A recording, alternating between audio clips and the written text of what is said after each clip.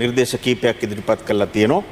ඒ නිර්දේශ මත පදනම්ව විදේශගත ශ්‍රී ලාංකිකයන්ට ඡන්ද අයිතිය ලබා දීම සඳහා ක්‍රමවේදයක් සකස් කරන්න ඉදිරියේදී පියවර ගන්න.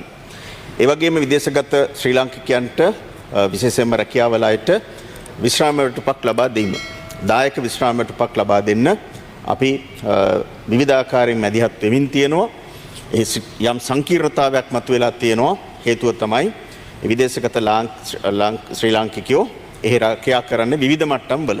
සමහරු වසර 2ක්, සමහරු වසර 4ක්, සමහරු 10ක් 15ක්, සමහරු වසර 30ක් 40ක්. එසා විවිධ කාලවකවානුවන් තියෙනවා. ඒ අනුව පොදු සූත්‍රයක් හදන්න ගියාම යම් සංකීර්ණතාවයක් මතුවලා තියෙනවා. නමුත් අපි ඒ අයට දායක විශ්‍රාම වැටුප් ක්‍රමයක් හඳුන්වා දෙන්න දැනටමත් මැදිහත් වෙලා ඒ සඳහා අවශ්‍ය කරන මූලික කටයුතු කරමින් පවතිනවා. අවසන් වෙලා නැහැ. අවසන් වුණාම එය සම්පූර්ණ කළා අපිට ඉදිරිපත් කරන්න පුළුවන්. ලංකාවට එනකොට ඒ අයට බොහෝ සහන ලබා දීමේ වැඩපිළිවෙලක් ක්‍රියාත්මක වෙනවා. ඒ අයගේ දරුවන්ට පාසල් දරුවන්ට පොත්පත් ගන්න ආධාර දෙනවා. විශ්වවිද්‍යාල අධ්‍යාපනයට ආධාර දෙනවා. පහේ ශිෂ්‍යත්ව විභාගයේ පාස් වෙන අයට ආධාර උපකාර දෙනවා. ණය යෝජනා ක්‍රම තියෙනවා. ප්‍රාදේශීය ලේකම් කාර්යාල මට්ටමින් ලක්ෂ 5 ලක්ෂ 2.5 ණය යෝජනා ක්‍රම ක්‍රියාත්මක වෙනවා. ඊට අමතරව යම් කිසි කෙනෙක් විදේශගත වෙලා ඉඳෙද්දී මිය ගියොත් පෞගේ කාලේ ඒ අයට ලබා දුන්න වන්දි මුදල රුපියල් ලක්ෂ 6යි. අපි ඇවිල්ලා අවුරුද්දයි මාස 9යි දැන් අපි රුපියල් ලක්ෂ 20ක් ලබා දෙනවා. අපි ඒ වන්දි මුදල වැඩි කරා. ආයිබෝන් සුබ දවසක් සියලුම ශ්‍රී ලාංකිකයන්ට. විශේෂයෙන්ම අද කතා කරන්නේ විදේශගත ශ්‍රී ලාංකිකයන් සම්බන්ධයෙන්. විදේශගත ශ්‍රී ලාංකිකයෝ නිතරම කතා කරලා කියන දෙයක් තමයි මේ ඔයා දැන් දේශපාලනේ කතා කරන්න පටන් අරගෙන අපි ගැන කතා කරන්නේ විදේශගත ශ්‍රමිකයෝ ගැන කතා කරන්නේ රට විරුවන් ගැන කතා කරන්නේ කතා කරනවා. කතා නොකර ඉන්නේ හැමදේම කතා කරනවා. මොකද මොනවා කතා කරන්නත් අපිට රටක් තියෙන්න ඕන. රටක් තියෙන්න ඕන. රට රැඳිලා තියෙන්නේ දේශපාලනය උඩ තමයි. ඉතින් දේශපාලනය අමතක කරලා කිසි දෙයක් කතා කරන්න බෑ. අපිට රට විරුව වෙනුවෙන් යමක් දිනා ගන්න නම් ඒකටත් දේශපාලනය අවශ්‍යයි. දැන් එහෙම දෙයක් තමයි ඔයාලට මේ දවස්වල ගොඩාක් අය කතා කරනවා නේද? ඔයාලගේ විශ්‍රාම වැටුප ගැන. විශ්‍රාම වැටුපක් ගැන. විශ්‍රාම වැටුපක් ගැන කතා කරනවා. ඒ වගේම ඡන්ද අයිතිය ගැන කතා කරනවා. ඒ වගේම තවත් අපි දැක්ක ඇමතිවරයෙක් කියලා තියෙනවා විදේශගත ශ්‍රමිකයන්ට ඉඩම් දෙනවා. ඉඩම් දෙන්න මොකටද? ගෙවල් හදා ගන්නද? නෑ. කාට හරි අවශ්‍යතාවයක් තියෙනවා නම් විදේශගත වෙලා උපයගත්ත මුදල් අරගෙන ගිහිල්ලා ලංකාවේ ලොකු ව්‍යාපාරයක් වගාවක් වගේ ලොකු කර්මාන්තයක් කරන්න බලාපොරොත්තුවක් තියෙනවනම් ඉඩම් වෙන් කරනවා කිසිම පැකිලීමකින් තොරව. අවශ්‍ය කෙනෙකුට ඒ දේවල් දෙපාරක් හිතන්නේ නැහැ. මහා පරිමාණයේ සුළු පරිමාණයේ යම්කිසි ව්‍යාපාරයක් කරනවා නම් ඒ දේවල් වලට ගිහිල්ලා කරන්න පුළුවන්. ඒවා මේ ගිහිල්ලා කඩේට ගිහිල්ලා ග්‍රාම සේවක ළඟට ගිහිල්ලා ඉල්ලන දේවල් නෙවෙයි. විධිමත් ආකාරයට යම්කිසි ව්‍යාපාරයක් කරනවා නම් යම්කිසි වගා කටයුත්තක් කරනවා නම් මහා පරිමාණයේ ණයක් දෙනවා, ඉඩමුත් දෙනවා කරගෙන යන්න තියෙන. විශේෂයෙන් එක විදේශගත ශ්‍රී ලාංකිකයන්ට හිමි වරප්‍රසාදයක්. ඉතින් අපි දැන් කතා කරන්න ඕන විශේෂයෙන් මොකද්ද? විශ්‍රාම වැටුප සම්බන්ධයෙන්. විශ්‍රාම වැටුප අදටත් තියෙනවා. විශ්‍රාම වැටුප මේ මොහොතේ තියෙනවා. අහුවෙන්න එපා මේකට. ගොඩක් අය පෝස්ට් එකක් දැකපු පළියට අහුවෙන අය තමයි ගොඩක් ඉන්නේ. එකක් මතක තියාගන්න. එකක් මතක තියාගන්න යම්කිසි ප්‍රවෘත්තියක් විශ්‍රාම වැටුප සම්බන්ධයෙන් කතා කරනකොට මෙන්න මේ ටික හොඳට අහගන්න. විශ්‍රාම වැටුප නෙවෙයි මොන වැටුපක් හරි ඔයාලට දෙනවා කියලා මගේ YouTube නාලිකාව බලලා ඔයාලා තීරණය කරන්න එපා. වගකිය යුතු නිලධාරියෙක්, වගකිය යුතු ආයතනයකින්, රජය සම්බන්ධ ආයතනයකින් මේ නිල නිවේදනය දැම්මට පස්සේ තමයි නීතියක් බවට එකපත් වෙන්නේ. විශේෂයෙන්ම නීතියක් බවට පත් වෙන්න නම් ඒක නීත්‍යානුකූල නම් එක්කෝ රජයේ වගකිය යුතු නිලධාරියෙක් ඒක ප්‍රකාශ කරන්න ඕන. එහෙම නැත්නම් අපි කවුරුත් දන්නවා රජයේ මාධ්‍ය ප්‍රකාශක නලින්ද ජයතිස්ස කැබිනට් හමුවේදී කැබිනට් මණ්ඩලය ගන්න සියලුම තීන්දුව తీරන එළියට අවිල්ලා කියනවා. රජයේ මාධ්‍ය ප්‍රකාශක. අන්න රජය ගත්ත තීන්දුව తీරන. ඒව තමයි ඒ කියන්නේ. ගත්තු තීන්දුව తీරන ඉදිරියට ක්‍රියාත්මක කරනෙව්වා. ඒ සියල්ල තමයි ඒ ගත්තු තීන්දුව తీරන ගැන කතා කරන්නේ. ඒ වගේ තැනකින් එළියට ආවනම් අන්න පිළිගන්න. එහෙම නැතුව මම හෝ තව කෙනෙක් හෝ Facebook හරි මොනවාරි සෝෂල් මීඩියා එකක තිබ්බ දෙයක් අල්ලගෙන TikTok එකක තිබ්බ දෙයක් අල්ලගෙන ඒක එහෙම්ම පිටින්ම ඔළුව උඩින් තියාගෙන වද දෙන්න එපා. දැන් මට කෝල් කීයක් නම් එනවද? කෝල් කීයක් නම් ආවද? අරකේ තිබ්බා, මේකේ තිබ්බා, ඒකේ තිබ්බා, මේකේ තිබ්බා මොනවද කරන්න ඕන? යම්කිසි පුද්ගලයෙක් පාර්ලිමේන්තුවේ කතා කරපු පමණින් මේක මෙහෙම දෙන්න ඕන. මෙහෙම දෙන්න බලාපොරොත්තු වෙනවා. කියපු පමණින් ඒක නීතියක් බවට පත් වෙන්නේ නැහැ. ඒ වගේ දේවල් කොච්චරනම් කියලා තිබ්බදනේ? ඒ වගේ දේවල් කොච්චරනම් කියලා තිබ්බද? පැවති ආණ්ඩුව වලින් මොනතරම් කියලා තිබ්බද? හම්බුණාද? නෑනේ. හැමදාම ගෙරුවේ පැවති ආණ්ඩු අපිව අන්දවපු එකනේ.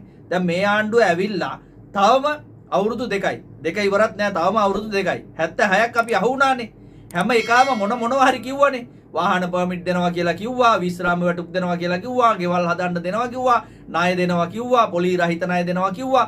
මොනවද හම්බුනේ? කිසි දෙයක් හම්බුණාද? නෑනේ. මේ ආණ්ඩුවෙන් කොතනකවත් දෙන්නවා කියන එක කිව්වේ නෑ. මේ දේවල් දෙන්න අපි බලාපොරොත්තු වෙනවා කියන එක කිව්වා. හරි. දෙනවා. පැහැදිලිවම ජනාධිපතිවරයා කියලා තියෙනවනේ. පැහැදිලිවම කියලා තියෙනවා 2027 අයවැයට. මේක හොඳට අහගන්න.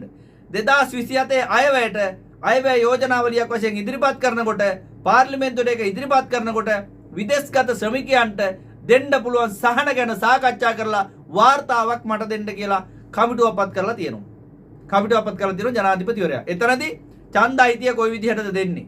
එතකොට දැනටත් ක්‍රියාත්මක වෙන ඕන කෙනෙකුට දාගන්න පුළුවන්. ඒක වැඩක් නෑ, ප්‍රායෝගික නෑ. අපි ඒක පැහැදිලිව කියලා තියෙනවා. ওই විශ්‍රාම වැටුප දැනට ක්‍රියාත්මක වෙන එක. දායක විශ්‍රාම වැටුප දැනට ක්‍රියාත්මක වෙන එක ප්‍රායෝගික නෑ. ජනාධිපතිවරයා පැහැදිලිවම කියලා තියෙනවා මෙන්න මේක දැනට ප්‍රායෝගික නෑ. මේකේ තියෙන වෙනස්කම් සිද්ධ කරලා දෙන්න පුළුවන් ආකාරය හරියට සාකච්ඡා කරලා මේක මට පැහැදිලිව මේකේ අඩුපාඩු හඳුනාගෙන මේක මට නැවත දෙන්න. මේ කට්ටියට මේක දෙන්න පුළුවන් ආකාරයට. මොකද ඕකේ තියෙනවා වයස ප්‍රශ්නයක්. අලුතින් එන කට්ටියට උදාහරණයකට ගත්තොත් ඕක අවුරුදු 20 25 වගේ එන කට්ටියට දායක වෙන්න දෙන්නේ අවුරුදු 5ක්. ඊට පස්සේ ඒක 55න් හෝ 50න් ගන්න පුළුවන්. 55කට පස්සේ. ඊට පස්සේ එයා මිය යන තුරු ගන්න පුළුවන්. නමුත් එතකොට කොහොමද දැන් මේක අවුරුදු 50 55 කට්ටිය දැන් මේ රටට එනවනේ ඕන තරම්. ඒ එන කට්ටියට කොහොමද මේක ගන්නෙ? මොන විදියටද හම්බෙන්නේ? එතකොට දැන් තියෙන ක්‍රමය තියෙනවනේ. ඒක ගෙවන්න තියෙන වාරිකය ඉතාමත් විශාලයි. ඉතින් ඒක ගෙවනවට වැඩිය අපිට මේක බැංකු පොතේ දාගන්න පුළුවන්. විශාල මුදලක් ඒක. 55න් රට එන කෙනා 50න් රට එන කෙනා 55 වෙනකන් ඉඳලා අවුරුදු 8න් මැරිලා ගියොත් එහෙම ඇති වැඩක් නැහැ. ඉතින් අන්න ඒ වගේ පරස්පර දේවල් තියෙනවා. ඒක මේ ආණ්ඩුවෙන් ගෙන අපේ ගන්න නෙවෙයි. ඇත්තටම පැවති ආණ්ඩුවෙන් ඉඳන්ම තිබුණ දෙයක්. ඒ දායක විශ්‍රාම වැටුප දැනටත් තියෙනවා.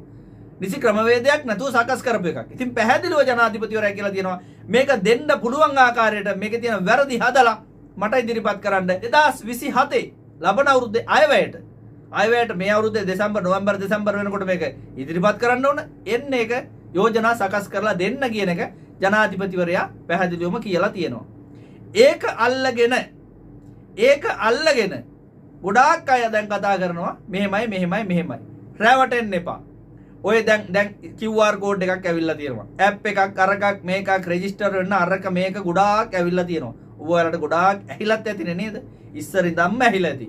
රැවටෙන්න එපා. මොකද ඔය ඇප් ස්කෑන් කරලා QR කෝඩ් ස්කෑන් කරලා ඔය ඇප් හදාගෙන අරවා කරන්න මේවා කරන්න අපේ ගෙවල් වල ඉන්න විශේෂයෙන්ම ඔය සහෝදරියන් දන්නේ නැහැ. සහෝදර සහෝදරියන් දන්නේ අපේ වයසක අම්මලා දන්නේ නැහැ.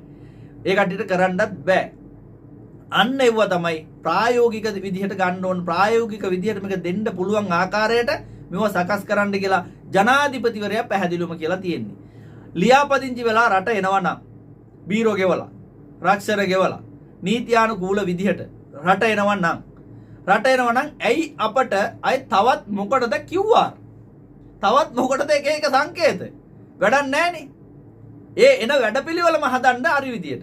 එන වැඩපිළිවෙල හරියට හදලා මොනතරම් කී දෙනෙක් ඉන්නවද තානාපති කාර්යාලවල තියෙන්න ඕන ඒ දත්ත. මොකද නීත්‍යානුකූල විදිහට එන අයට විතරනේ ලැබෙන්නේ. ඒක කොහොමත් ඇත්ත ඒකනේ. නීත්‍යානුකූල විදිහට රටාව නම් නීත්‍යානුකූල විදිහට ඉඳලා යන කට්ටියට ඒක හිමි විය යුතුයි. හිමි වෙන්න ඕන. ඒ කෙසේ වෙතත් ලංකාවේ ලියාපදිංචිලා මේ රටට ආවා නම් සමහර අය මේ රටවල් වල ගෙදරින් පැනලා අනවසරයෙන් වැඩ කරනවා. මේ රටට වීසා නැති වුණාට ලංකාවට වීසා තියෙනවනේ. ලංකාවේ රෙජිස්ටර් වෙලානේ ඇවිල්ලා තියෙන අවුරුදු දෙකක් ඇතුළත. ඒ දෙක ඇතුළත ඒක ලියාපදිංචි වෙලා තියෙන්නේ. එතකොට ඒ කට්ටියට කොහොමද ඒක ලැබෙන්නේ? ඒ කට්ටියට ලැබෙනවද? නැත්නම් අවුරුදු 5ක් කොයි විදියට හරි සම්පූර්ණ කරලා ලංකාවට යනකොට මේක ලැබෙනවද? වීසා නැතුව හිටියත් ඒකට දායක වෙන්න අපිට පුළුවන්ද? උදාහරණයක් ඇටියට එළිය පැනලා වැඩ කරලා ඉන්න කට්ටියට ඒක මේ රටට විතරයි අනවසර. අපේ ලංකාවට නීත්‍යානුකූල විදිහට බැංකුවට යවනවා නම් සල්ලි ටික නීත්‍යානුකූල විදිහට දායක වෙන්න පුළුවන් විදිහට විශ්‍රාම වැටුපට යම් වාරිකේ වැටෙනවා නම් ඒ අවුරුදු ගාන සම්පූර්ණ වෙනවා නම් එයාට ඒක ගන්න බාධාවක් වෙන්න විදිහක් නැත.